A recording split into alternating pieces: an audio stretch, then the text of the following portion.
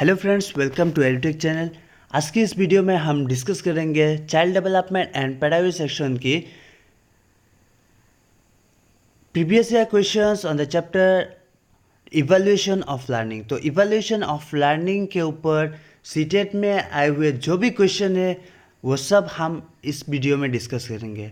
तो ये वीडियो बहुत महत्वपूर्ण रहेगा क्योंकि इस वीडियो में आपको एंटायर टॉपिक का एक ओवरव्यू मिल जाएगा।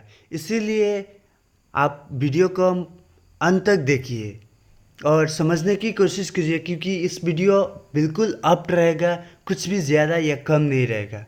Thank you. चलिए शुरू करते हैं। तो पहला क्वेश्चन है, Christina took her class for a field trip and after coming back. तो क्रिस्टीना एक टीचर जो अपने बच्चों को फील्ड ट्रिप पे ले गए, तो वहाँ वहीं से आने के बाद she discuss the trip with her student. तो ट्रिप में जो जो देखा, जो जो एक्सपीरियंस किया, वो सब उन्होंने डिस्कस किया अपने बच्चों के साथ।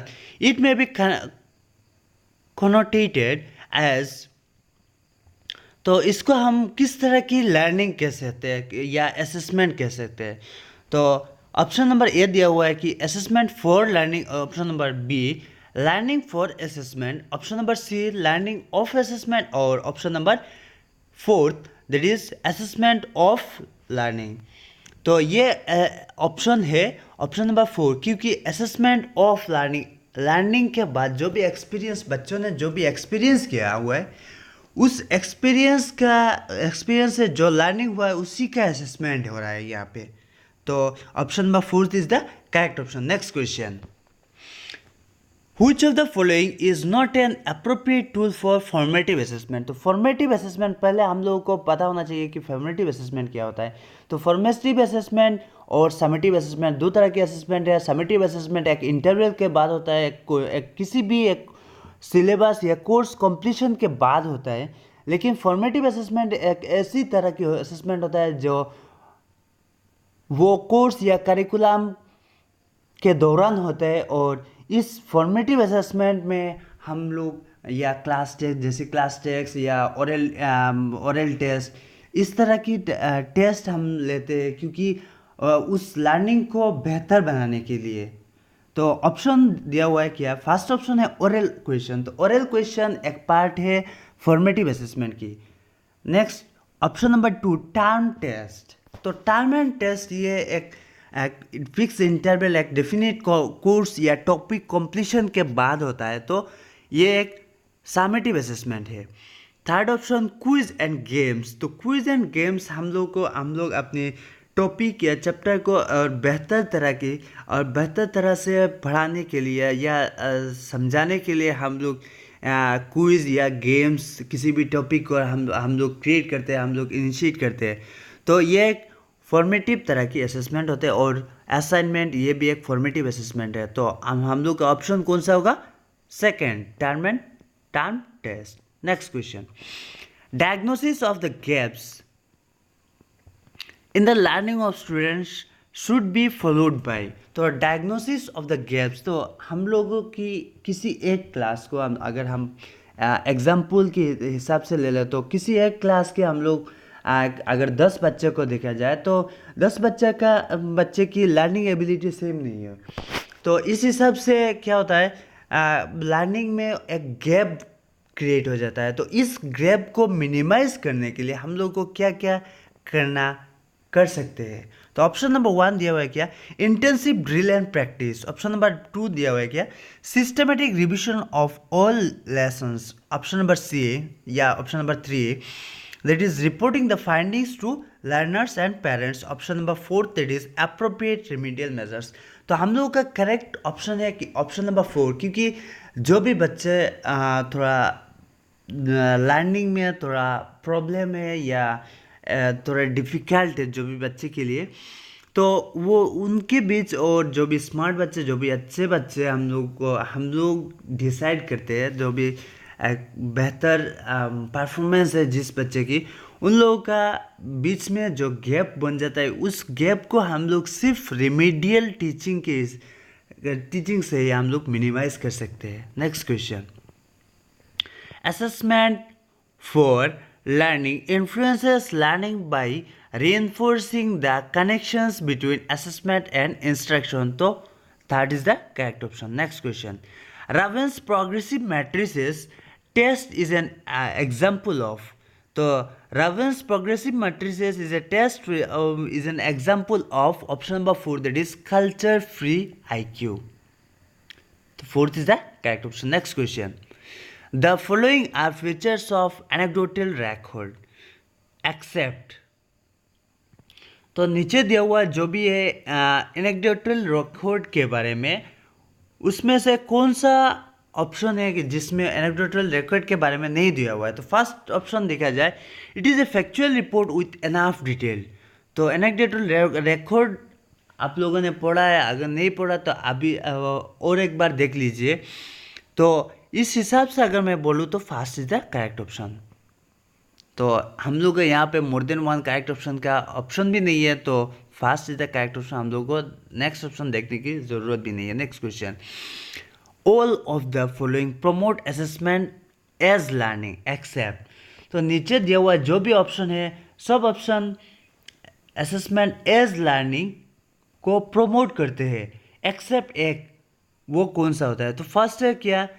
Telling students to take internal feedback.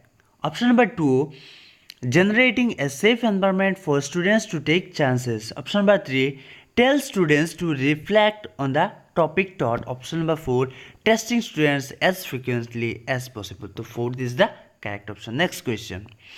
When a cook tests a food during cooking, it may be akin to. तो जब भी एक कुक खाना पकाने के दौरान उसको टेस्ट करते हैं, तो वो कौन सी तरह की, किस तरह की असेसमेंट होती है? तो फर्स्ट ऑप्शन क्या है? Assessment of learning, assessment for learning, assessment as learning and assessment and learning. तो second is the correct option, क्योंकि असेसमेंट फॉर लर्निंग हम लोग का रिजल्ट बाद में पाना, अभी असेस करना चाहिए कि रिजल्ट को कैसा होगा. अब अभी की जो सिचुएशन है उस हिसाब से असेसमेंट क्या हो रहा है, और या हम लोग को किस में हम लोग को इम्प्रूव करना चाहिए. तो ये ऑप्शन होगा कि second option, assessment for learning. Next question. Which of the following statement is true.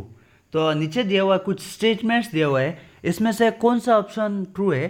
तो first, the major objective of the formative assessment is to grade the achievement of students. ये तो नहीं हो सकता, क्योंकि ग्रेडिंग फॉर्मेटिव असेसमेंट में grading नहीं है. Next, the formative assessment summarises the development of learners during a time interval. Third, the formative assessment can sometime be summative assessment and vice versa. Option number 4, the summative assessment implies that assessment is a continuous and integral part of learning. So second is the correct option, क्योंकि the formative assessment summarizes the development of learners during a time interval. Next question. A teacher asks his or her students to draw a concept map to reflect their comprehension of a topic he or she is. तो first option क्या है? Testing the ability of the students to summarise the main points. Option number 2, trying to develop rubrics to evaluate the achievement of the students. Option number 3, jogging the memory of the students. Option number 4, conducting formative assessment. तो a teacher asks his or her students to draw a concept map to reflect their comprehension of a topic. एक topic discussion के बाद एक teacher ने उन लोगों को इस टॉपिक का समरी बताने के लिए एक असाइनमेंट दिया है. तो ये किस तरह की असेसमेंट होगा? तो fourth is the correct option, क्योंकि कंडक्टिंग फॉर्मेटिव असेसमेंट ये एक फॉर्मेटिव असेसमेंट है. Next question. Assessment for learning. Assessment for learning, option number 1 they have fosters motivation.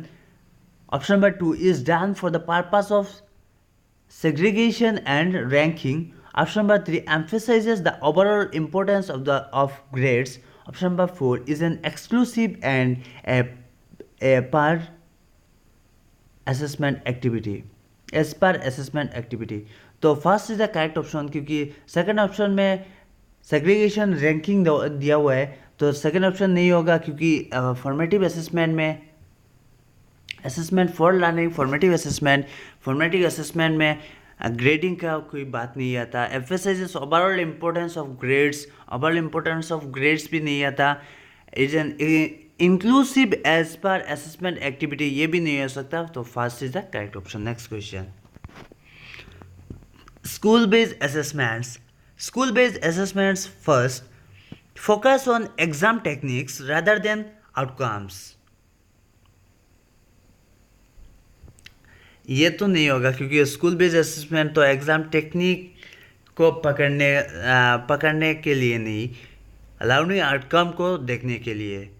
Next option number 2 offer less control to the students over what will be assessed, ये भी नहीं हो सकता। Third option improve learning by providing a constructive feedback, तो third is the correct option. Option number 4 encourage teaching to test as they involve frequent testing, तो ये partially बोल सकते हैं लेकिन परफेक्टली नहीं बोल सकते, तो third is the perfect option. Next question, which one of the following assessment practices will bring out the best in students?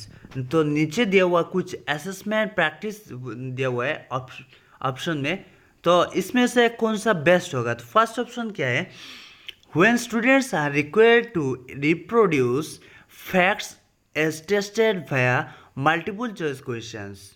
Option number 2, when emphasis is laid upon positive correlation between test scores and student ability, ये भी नहीं हो सकता। Option number 3, when conceptual change and students alternative solutions are assessed through several different methods of assessment, so third is the correct option. Next question, which of the following highlights assessment for learning?